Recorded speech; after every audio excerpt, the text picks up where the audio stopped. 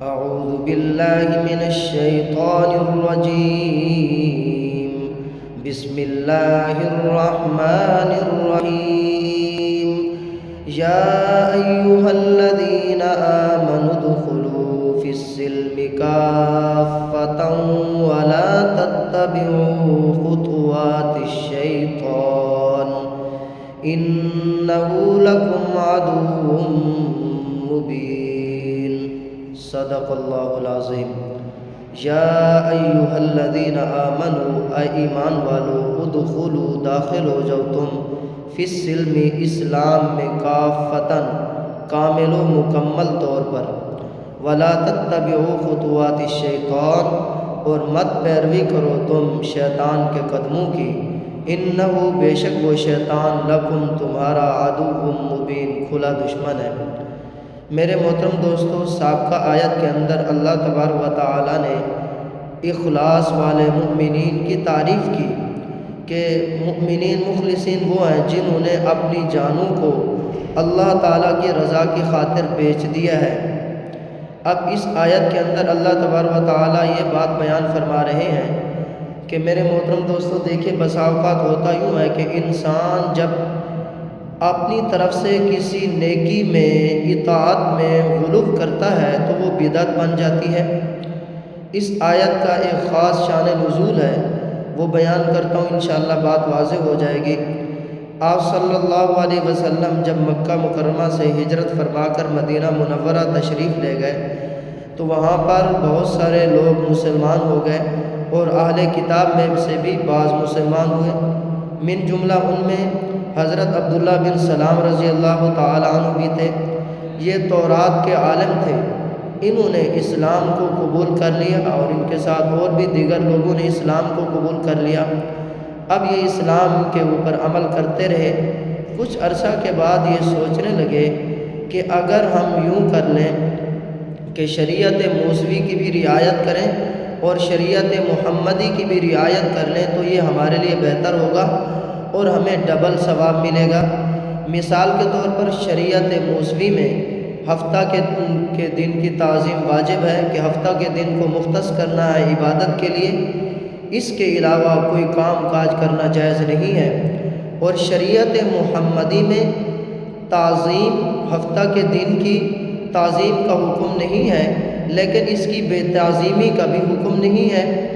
اور اسی طریقے سے شریعت موسوی میں اونٹ کا گوشت کھانا حرام قرار دیا گیا تھا، اور اسی طریقے سے دودھ ہے وہ پینا بھی حرام تھا. اور یہ کہنے لگے کہ شریعت محمدی میں اب اونٹ کا گوشت اور دودھ حرام تو نہیں ہے، لیکن اونٹ کے گوشت کو استعمال کرنا اور دودھ کو استعمال کرنا کوئی فرض واجب نہیں ہے. اگر ان کی حلت کے قائل ہوتے ہوئے ان کو ترک کر دیا جائے تو دونوں شریعتوں کی رعایت ہو جائے گی، شریعت موسوی کی بھی رعایت ہو جائے گی اور شریعت محمدی کی بھی رعایت ہو جائے گی. تو اللہ تبارک و تعالیٰ نے اس آیت کے اندر یہ ارشاد فرمایا، یا ایھا الذین آمنوا ادخلوا فی السلم کافہ، اے ایمان والو کامل و مکمل طور پر اسلام میں داخل ہو جاؤ. اب جب تم اسلام کے اندر داخل ہو چکے ہو، اب شریعت محمدی آ گئی، اب یہ شریعت محمدی ناسخ بن گئی ہے، شریعت موسوی منسوخ ہے. اب شریعت موسوی پر تم نے عمل نہیں کرنا، اب شریعت محمدی پر تم نے عمل کرنا ہے. یہ شریعت قیامت تک باقی رہنی ہے، باقی رہے گی. اب تمہارا یہ سوچنا کہ جی دونوں کے اوپر رعایت ہو جائے، شریعت موسوی کی اور شریعت محمدی کی بھی، تو یہ جو سوچ رہے ہو کہ شریعت موسوی کی رعایت ہو جائے، اس کا اللہ تبارک و تعالیٰ نے تمہیں حکم نہیں دیا. یہ فرمایا کہ یہ بات تمہارے دل کے اندر، تمہارے دماغ کے اندر شیطان نے ڈالی ہے. شیطان اسی طرح وسوسے ڈال کر انسان کو بدعات کے اندر مبتلا کر دیتا ہے.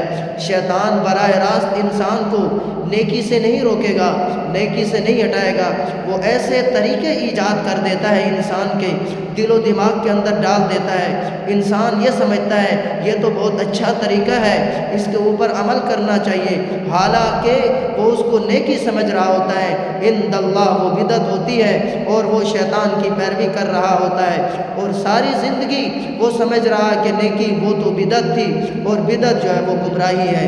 تو اللہ تبارک و تعالیٰ نے ارشاد فرمایا یا ایھا الذین آمنو، اے ایمان والو، کامل و مکمل طور پر جی اسلام کے اندر داخل ہو جاؤ۔ اب بات حکم اسلام کا مانو، اب شریعت محمدی کی بات کو مانو، مکمل طور پر آپ کا دل، دماغ، کان، سوچ، ہر چیز کو، اپنے جسم کو مکمل طور پر اسلام کے تابع کر دو۔ اسلام مکمل ضابطہ حیات ہے، اس کے اندر تجزی نہ کرو، اس کے جز نہ بناؤ۔ اس کا دوسرا مطلب یہ ہے یا ایھا الذین آمنوا ادخلوا فی السلم کافہ، اے ایمان والو اسلام کے اندر مکمل طور پر داخل ہو جاؤ۔ کیا مطلب یہ ہے کہ ایسا نہ کرو کہ تم نماز تو پڑھتے رہو اور تم روزے نہ رکھو، زکوٰۃ ادا نہ کرو، حج ادا نہ کرو، ایسا نہ ہو، بلکہ مکمل طور پر اسلام کے اندر داخل ہو جاؤ۔ اپنے جسم کو مکمل طور پر اسلام کے تابع بنا دو، اسلام کے ہر جز کو مانو، اسلام کے ہر حکم کو مانو، نماز بھی ادا کرو، اور اسی طریقے سے قرآن کریم کی تلاوت بھی کرو، روزے بھی رکھو، حج بھی ادا کرو، ادائیگی زکوٰۃ بھی ہو، اور حسن معاشرت، حقوق بھی ادا کرو، حقوق اللہ ہیں وہ بھی ادا ہوں، حقوق العباد ہیں وہ بھی ادا ہوں، بندوں کے حقوق، اور اسی طریقے سے حسن معاشرت کا پہلو بھی اپناؤ۔ جی اپنے رشتہ دار ہیں، ماں باپ ہیں، ان کے بھی حقوق ادا کرو، رشتہ داروں کے حقوق ادا کرو۔ اگر رشتہ داروں میں جی اگر کوئی محتاج ہے، مال کی اس کو ضرورت ہے تو مالی طور پر اس کی مدد کرو، نہیں تو اخلاقی طور پر ان کی خوشی میں غمی